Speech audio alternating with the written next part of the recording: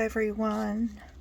I'm just sitting here this morning and I thought I would play around a little bit with some alcohol ink and experiment with foiling on it and also some embossing.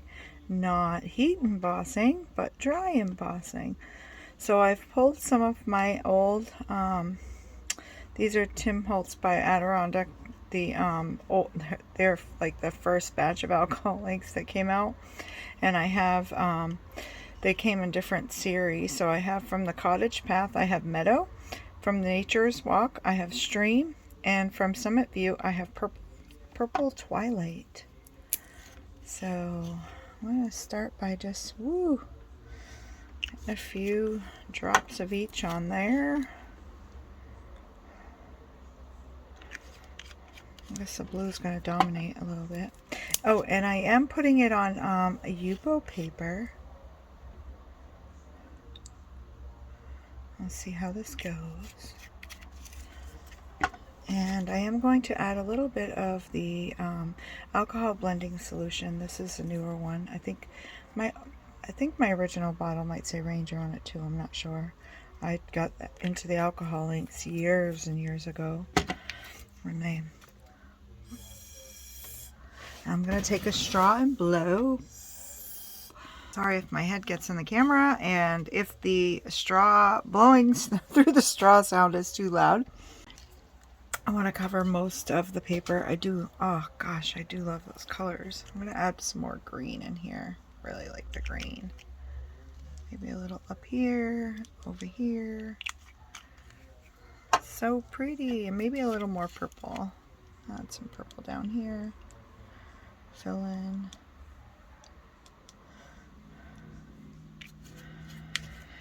Yeah, so I had it in my head a vision of what something might look like, and we'll see if it will actually turn out. And I thought, why not record? I haven't put a video up in a while. And I don't mind if it gets thick and kind of sticky. Those of you that have worked with alcohol inks probably that will know. There's like the little areas that get tacky and stay tacky. That's where I'm hoping that my foil will adhere. Whew, makes me lightheaded. I really need to get the airbrush compressor up here so I can use that. Keep myself from getting lightheaded. That's all I need is to pass out my craft room. Face plant in the alcohol ink. That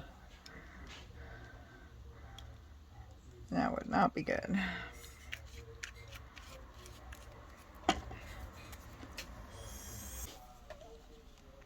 I think, oh, you know what? I might add a little, this is just alcohol that I keep in this bottle. Might just do a little spritz and give it some texture. I might be able to blow that around too. Oh, you know, I can probably, here we go, use my reverse tweezers. I guess that's good. I love that. Oh gosh, do I love that. I'm trying to fill in most of the white spots because I want my contrast to be more more of the foil than I do the white on here. So I want to just try to lightly fill in. I love how the alcohol is just taking it and bursting it. Oh, I love it. Okay. Ooh.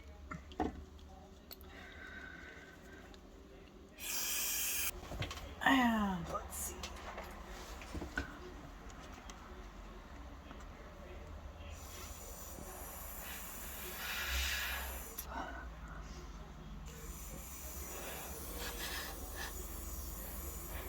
I have a thinner straw that I'm kind of drying it with. So I'm going to set that aside for a minute. And let me just clean this so I don't get it on something else. I am going to pick out an embossing folder. This is kind of a little florally vine kind of look. Let's see if I can hold it in the light a little. Can you guys kind of see that? So I'm hoping this works out. for one. And I'm hoping I'm gonna put my Cuddle Bug through here. Yes, I still use a Cuddle Bug, and it still works fabulous. The only thing that isn't working as fabulous are my arms to crank things through. So I want this kind of dry. I don't want it to be too wet. I want it dry, but not too dry. So I am looking at some foil. Oh, here we go. It's an iridescent. It's kind of a, let's see what it's called. It's a deco foil. Yeah, iridescent. That's what it's called. Perfect. That's what we want. So I'm hoping. I hate taking these out of the rolls. I don't know about anybody else, but I feel like it's a struggle trying to get it back in.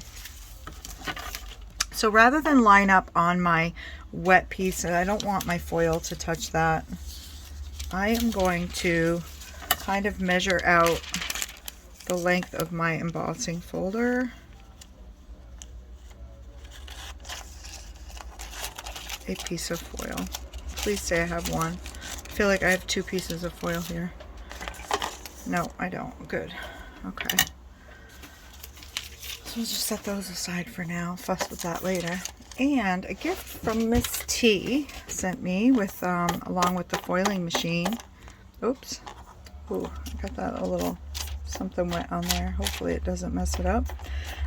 Sent me this little duster brush to dust off foil. And I'm not hot foiling, but I do want to make sure I don't have any dirt or dust on there. I want everything to transfer that can. So I'm going to I'm looking at my embossing folder, and my printing for the title and brand is on this side. So this side is going to be my upside that will emboss. So that is going to go upward. And I'm lining that in there. And I'm going to line my foil over the top. And I am going to send this through my Cuddle Bug. And hopefully it will do what I envisioned. I had this thought when I was doing ocean backgrounds the other day, and I was like, oh, I wonder if that will work. I was doing alcohol ink background, and I do love foiling on my alcohol ink backgrounds. So I thought, I'm sorry for the raspiness. It's early in the morning. I haven't quite woken up. I have just barely finished my first cup of coffee. So, all right, here goes. Oh, and see, the foil is beautiful. I love that. Now, the big reveal. Hopefully the whole thing did not stick. Hopefully just bits and pieces stuck in these tacky parts of my alcohol inked background. And oh yes, I love it. And here's my